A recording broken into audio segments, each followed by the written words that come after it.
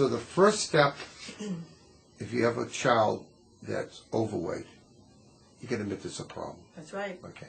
The second step, you got to assess that family.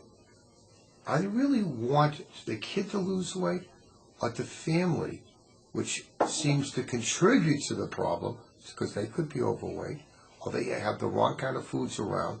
You listen, if you have tasty food hanging around in the middle of the kitchen table all the time that's full of sugar and stuff, how do you expect the kid? That's exactly right. You can't you can't have the Twinkies in the house.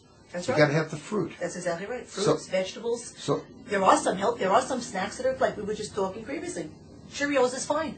So the family has to agree to make the sacrifice, or I'd rather say the improvement in lifestyle, having a better type of food around.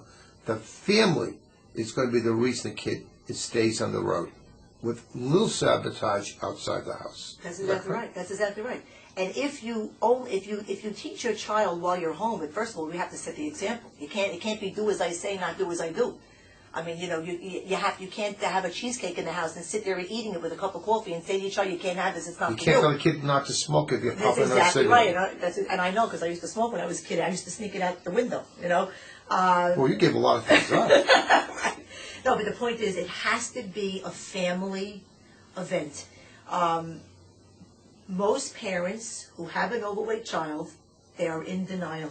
They don't want to deal with it because they know here, in Yiddish or whatever it is, it's called surus. In Italian, it's called agita. Whatever that feeling is that you get in your stomach, you know you have a problem. You know you have to deal with it, but you don't want to.